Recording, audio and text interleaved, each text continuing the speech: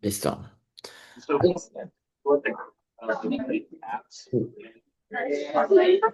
Presentándote No te escucho, quisiste ser contexto. Ajá, ya te ahí. escucho. Sí, ahí te escucho. Ah, perfecto. ¿Puedes, por favor, ayudarme presentándote y contándome un poco de tu background? Sí, a ver, ¿desde dónde? Ah, vaya, desde bachillerato. Yo estudié en El Salvador toda mi vida. Cuando estaba en cuarto grado entré a una academia de ciencias. Básicamente ahí te enseñan matemática, física, química, biología, todas estas áreas durante los sábados, entonces es un complemento a tu colegio. Y últimamente esperan que vos ganes olimpiadas, entonces por eso es lo que te preparan, ¿verdad? Yo participé hasta que me gradué y luego me convertí en profesora. Y después de eso, pues iba a iniciar la universidad en El Salvador, pero también dije como, bueno, ¿y si aplico afuera? Entonces ahí me tomé año sabático y pues participo en varios programas. O sea, hacía aplicaciones como al extranjero, ¿verdad? De cursos y cosas así. Así fue como con Filala y otras cosas. Um, y bueno, luego no sé, una cosa lleva a otra y ahora estoy en la universidad. Tomó una ruta bastante loca porque pues en El Salvador no hay una cultura tan fuerte de, ok, si vienes de una escuela normal o digamos incluso pública, aspirar a estudiar en el extranjero es una cosa bien distante. Entonces, digamos que por esa parte que yo siento que a mí me costó más porque no tenía medios. Um, ¿Qué más? Más cerca de mí sería como mi aspecto familiar, supongo. O sea, vivo con mi mamá y con mi hermano. También tenía bastantes mascotas en su momento porque nosotros adoptábamos perritos de la calle. Ahorita tengo dos gatos. Y no sé, quizás algo que me estoy dejando de fuera. En mis tiempos libres, o sea, yo era bastante de informarme por mi propia cuenta de movimientos sociales y actividades como más de derechos humanos, digamos, porque en estas esferas bien académicas, ¿verdad? Es como que solo resonaba lo STEM y poca vez había un diálogo distinto. Entonces yo traía a la mesa estas conversaciones, ¿verdad? Como de feminismo, cosas así. Así que digamos que eso era mi tiempo libre. Ya, quizás eso es como, no sé si me estoy dejando cosas de fuera, pero... No, sí, muchas gracias. Y de hecho, justo considerando como este tan extenso background y experiencia que tienes en distintos campos, ¿cuál considerarías que es la transición de El Salvador respecto a educación? ¿Cómo tú percibes la educación en El Salvador? Um, Bueno, tendría que explicar cómo funciona el sistema. O sea, siento que El Salvador ha pasado por un montón de mm, como problemas sociales, hasta en este caso la pandemia, ¿verdad? Y eso ha impactado bastante el tema de lo educativo al punto que ahora tenemos como ministra de Educación a una militar. Entonces, o sea, para que lleguemos a este punto es como han pasado un montón de cosas. Pero quizás lo que yo destacaría más es el hecho de que la educación pública no es buena. Comenzando por ahí, los padres como que siempre optan, si tienen la posibilidad, o sea, aunque sea mínima, de ponerte en un colegio privado, o sea, aunque la cuota sea de $20, lo van a elegir porque estar en una escuela pública representa demasiado riesgo slash vulnerabilidad. O sea, porque te pueden reclutar pandillas, porque pues no estás recibiendo ningún tipo de educación de calidad. Hay como varios factores que influyen, ¿no? Entonces, um, un padre que gana el mínimo quizás use $20 al mes para poder inscribirte en una escuela privada, ¿verdad? Y eso no garantiza que tu educación vaya a ser buena, solo te quita una capa de potencial riesgo. Entonces, luego tienes todo el otro espectro, que es las personas que pues estudian en colegios privados que cuestan $500 a $600 mensuales, que son como la americana, la alemana, la británica. Tipo, tenemos esos colegios que sí son bilingües y sí enseñan educación de calidad, pero suelen ser como para los hijos de los diplomáticos o de los políticos en este caso, ¿verdad? Entonces, es bien inaccesible y rara vez ofrecen becas. Si acaso a los hijos de los que enseñan, o sea, de los profesores, poco más. Entonces es bien segregado. Yo estudié en un colegio privado la mayor parte de mi vida. No, sí. De hecho, toda mi vida, solo que tendría que declararte en este tipo de privado. Primero estuve en este que es como $20 al mes, luego me pasé a uno de $50 al mes, y luego estuve en uno de $100 al mes. Pero la diferencia educativa, o sea, sí cambiaba, sí variaba. Pero lo más importante era el control, porque en la primera no había ningún tipo de restricción, o sea, tú podías entrar y salir del colegio como te quisiera, pero luego en el siguiente era como que teníamos un montón de reglas respecto a quién te puede venir a traer, cómo puedes salir del colegio. Am, Porque o sea, se daban casos quizás de que secuestraban gente, entonces hicieron como todos estos mecanismos de que tú no tienes libertad dentro de tu espacio. Y luego la última instancia es peor, o sea, no teníamos libertad de nada, nada, no podías llevar teléfono, no podías hacer absolutamente nada, comunicación con el exterior, veamos. O sea, supongo que eso es normal en El Salvador, pero, ajá, de no poder como llevar teléfono y esas cosas. Diría que um, mi experiencia fue diferente también porque yo tuve beca la mayor parte del tiempo. Entonces, o sea, yo estaba recibiendo educación de calidad, digamos, cuando estuve en esos colegios de 80 o $100, pero no es la norma. La norma no es así. Entonces, es bien difícil que te den una beca porque no existe concepto de, um, digamos, becas por necesidad financiera. Siempre son por mérito. Entonces, siempre tienes que ser excelente para poder conseguir una beca. Ajá. Entonces, no sé si contesté la pregunta. No, sí, muchas gracias. De hecho, quisiera saber un poco más sobre estas tres etapas que mencionaste de diferentes colegios. ¿Cómo consiste la educación? ¿Cuáles son los cambios? Y no sé si te lo puedas vincular también con el acercamiento a la tecnología, si es que era mucho más accesible, no, cómo era esa relación. Sí, sí, a ver, yo te voy a decir los nombres, así nos guiamos como más fácil, y no decir colegio uno, colegio 2, ¿verdad? Estuve primero en un colegio carmelitano, que era dirigido principalmente por monjas, había también un cura, todo esto, ¿verdad? Porque es católico. Ese colegio, pues, en mi opinión, tenía potencial para hacer más, pero no tenía los recursos ni el espacio, porque era como una casa transformada en colegio, como decir una casa de un millonario, pero que la vendió y ahora la acomodaron, porque parecía un mesón. ¿Sabes qué es un mesón? Entonces era como que tenía múltiples cuartos, más parecía que ahí vivían familias, donde eran los salones. Ajá. Entonces, vaya, ese colegio, mi experiencia no fue mala, pero es porque no tenía realmente algo con quién comparar. Éramos una comunidad bien chiquita, digamos que ahí donde yo más formé mis valores, porque como que se enfocaban bastante en eso de decir gracias, la empatía, cositas que no eran tan académicas. O sea, mi potencial académico no se despegó acá, sino que fue quizás más la parte social. Ajá. Luego, cuando mi mamá mejoró su situación económica y tipo vimos la posibilidad de movernos de colegio junto con mi hermano, porque además me ofrecieron una beca, me pasé a un colegio bautista. O sea, siempre, esa es otra cuestión. En El Salvador la educación es bastante religiosa. O sea, rara vez vas a encontrar un colegio laico. Y las escuelas, a pesar de que son laicas, no lo son. Todos los días inician con una oración. Y no es a la bandera, es una oración. Ajá. Entonces, es bastante cristiano el ecosistema en general, ¿verdad? Entonces pasamos de un católico a un bautista. Y la transición fue complicada porque, bueno, primero fue en quinto grado para mí, entonces tú ya estás como grandecito, o sea, ya tenías un grupo de amigos y luego es como te lo quitan todo, ¿verdad? Pero está bien, yo me adapté. La cuestión era que acá la demanda sí era mayor. Entonces era como que mis horarios también eran diferentes. Algo que no mencioné es que la mayor parte de colegios, cuando tú estás en primaria, operan desde las 8 de la mañana hasta las 12 del mediodía. Creo que ya habíamos hablado de esto antes. Pero una vez entras a bachillerato, o sea, se mueve desde las 8 de la mañana hasta las 5 de la tarde, en la mayor parte de bachilleratos. Y una de las razones, y esto es como un rumor, es más como dicho a voces, pero no sé qué tan cierto sea, así que no tome mi palabra por sentada acá, ¿verdad?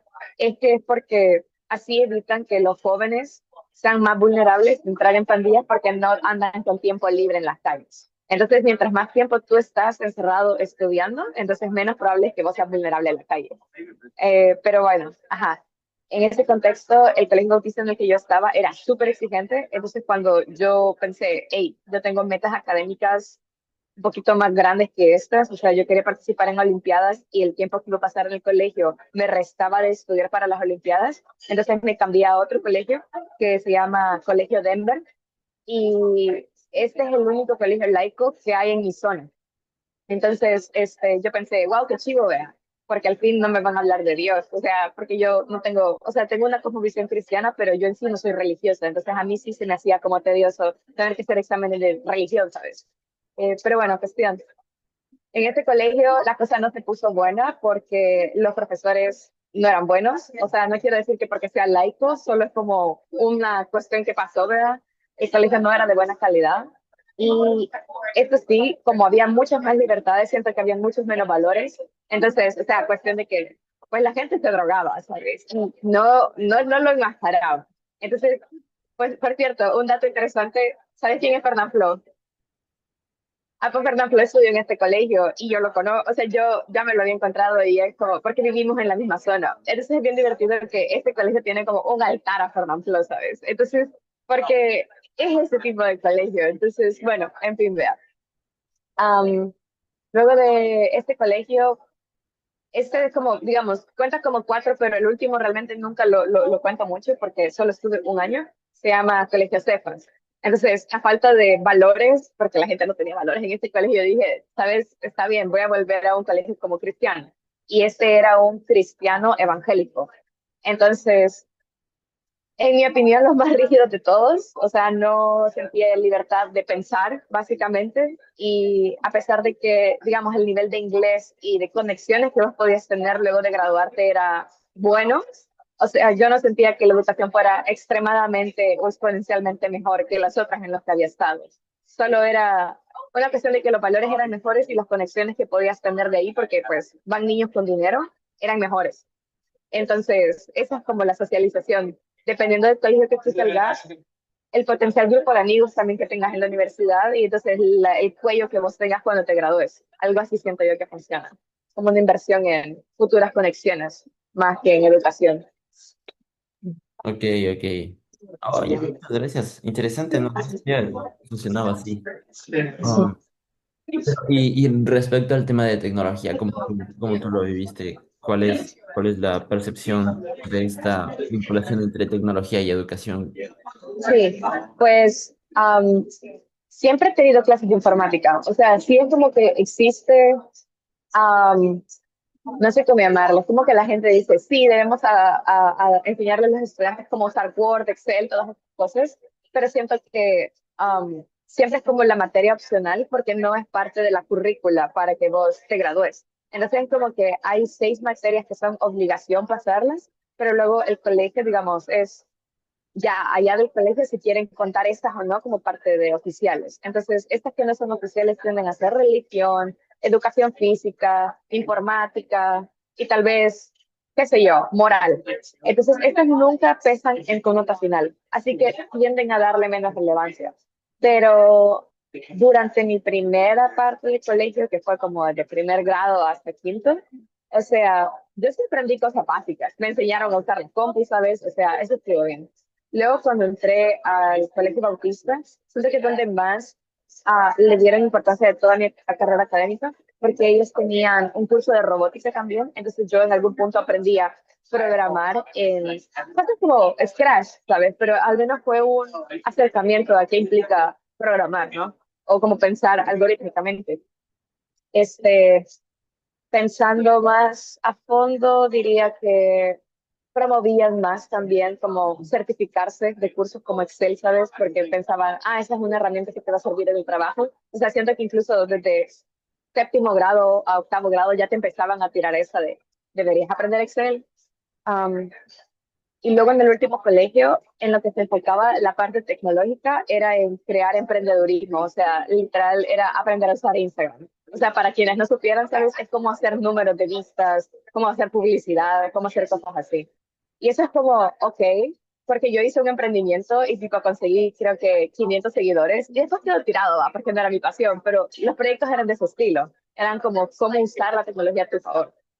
Um, Creo que una side note puedo agregar mi experiencia también educativa, pero con el programa que te explicaba antes, porque creo que esto es, o sea, eso es súper chivo, pero al mismo tiempo genera una gran brecha de educación, porque en el programa tienen un olímpico de informática.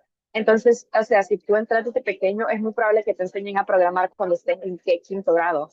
Entonces, o sea, para cuando estás en segundo año de bachillerato, pues ya sabes a programar en Python, o sea, vos ya sabes a programar en C++, vos ya sabes, o sea, tú ya tenés un nivel de olimpiada. Y eso me parece súper, o sea, loco porque no te lo esperarías de, por como te he explicado el sistema educativo de El Salvador, vea que pasa en El Salvador, pero el programa sí se enfoca en cómo shapear, digamos, vea esa parte de la programación y la, o sea, no sé, la tecnología. Um, Eso sí, nadie, bueno, hasta donde yo sé, en el programa no se enfocan en olimpiadas de robótica, sino que solo es como algorítmicos, tipo para resolver problemas de matemática complejos. Es como una olimpiada de matemáticas, pero traducida a info. Entonces, Ok. Oh, súper interesante. Me alegro mucho. Es una realidad que no me la esperaba en El Salvador porque es algo que usualmente no pasa en Sudamérica. ujú. La relación entre tecnología, o sea, la, el esfuerzo por promover la tecnología en la Sí. educación. Y otra pregunta, en estos distintos colegios, ¿tenían una plataforma digital en la que puedan subir sus tareas o similar, algo muy parecido a lo que nosotros utilizamos en Canvas? Sí, fíjate que en el primer colegio en el que estuve, que te decía el Carmelitano, ellos tenían algo que se llamaba Edu algo. Era azulita la plataforma, no me acuerdo ya porque fue hace un montón de, pero sí tenían algo. Rara vez lo usábamos, era más que todo el profesor de informática haciendo proyectos y que nos pedía que lo subiéramos, pero las demás materias eran tradicional, ¿vea? Así como traiga la empresa y démela. Ajá. Um, pero creo que tenía más que ver con las monjitas que con el profesor de informática, ¿entendés? O sea, no era porque no quisieran, era porque no sabían cómo usarlo. Um, Luego en el Bautista teníamos algo que se llamaba Tivox y también usábamos una licencia de Santillana para tener acceso como a materiales digitales que eran complementos de la clase. O sea, nos hacían comprar los libros, pero también teníamos como los libros en formato virtual que traían ejercicios extra. Ponele que leíamos el libro y el libro decía, revisa el ejercicio de, qué sé yo, Santillana virtual, vea. Entonces, a veces la profesora nos decía como, vaya, si termina en esto, le doy un punto extra en el examen. Entonces era como, ¿me entiendes? Había cierta motivación por usar herramientas virtuales, entonces a mí eso me gustaba. Um, y finalmente, no mentira, todavía no final, pero en el Denver, que es el colegio laico que te explicaba, ellos también tienen una plataforma era de Santillana, o sea, todo era Santillana, tanto los libros como la plataforma digital. Y como estábamos en pandemia, entonces sí teníamos que usarla, no había tregua, ¿verdad? Era obligación que todo fuera por ese medio. Aunque habían excepciones, algunos profesores igual no sabían usarla y no nos podían por correo, entonces. Y últimamente en el TECAS, que es el evangélico, ahí creo que sí teníamos, pero yo no pagué la licencia, entonces yo pasaba todo por correo. Ajá, era como que hicieron una diferencia para mí. Ajá. Este, pero, ajá, esa es como el tema de las plataformas. Quizás la más estructurada de todas fue la del Bautista. Y he de remarcar también que, o sea, todas estas experiencias que te estoy narrando es como en un contexto pseudo privilegiado, porque pues la mayoría no paga, ¿sabes? Por plataforma. Siento que en una escuela de mucho menos, o sea, no puedes pagar $20 más por el uso de una plataforma, ¿sabes? O sea, ya pagas 20 por tu educación, no puedes pagar más. Ujú. Entonces, siento que si el precio de la plataforma es un poco menos de lo que vos pagas por colegiatura, entonces sí hay probabilidad de que te lo paguen, pero si es más, no. Entonces, esa es como la... Claro. Ah, entonces tú tenías que pagar el uso de la plataforma, no era algo que Sí, te daba el colegio. no. Ah, y más o menos cuánto pagabas, no sé si recuerdas. Por Santillana, T-Box era caro y a mí no me gustaba pagar T-Box. Um, sí, Comprensible. T-Box era una basura, pero bueno, eso usaban y no me acuerdo cuánto costaba, pero sí recuerdo que a mi mamá le doliera que lo tenía que pagar, ¿verdad? Porque le decían, ni lo usamos, le decía yo me decía, ¿para qué lo estoy pagando? Vaya, Santillana era archivo, pero no me acuerdo tampoco cuánto pagaba. Ok.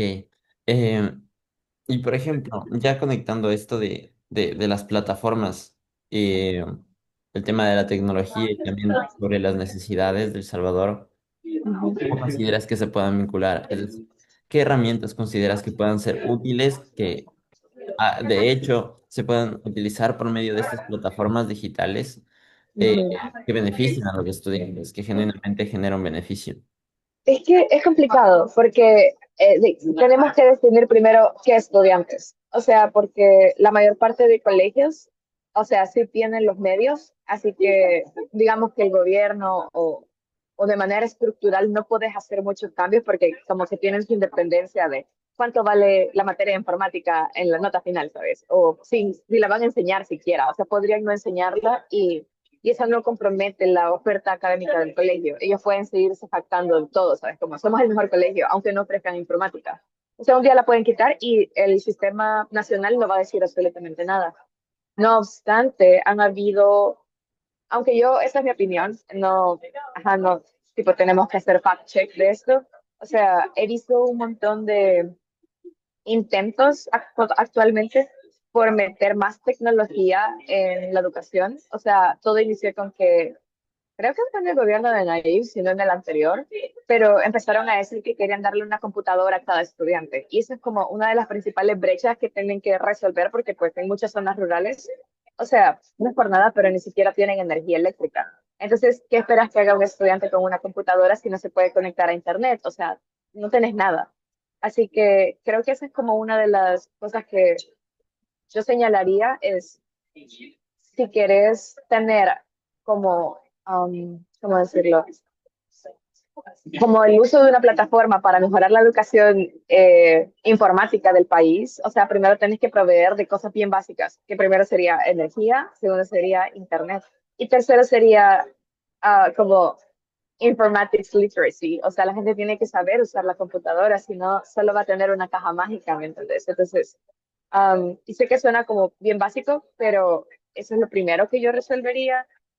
Ya en un contexto como de colegios privados, um, creo que comenzaría por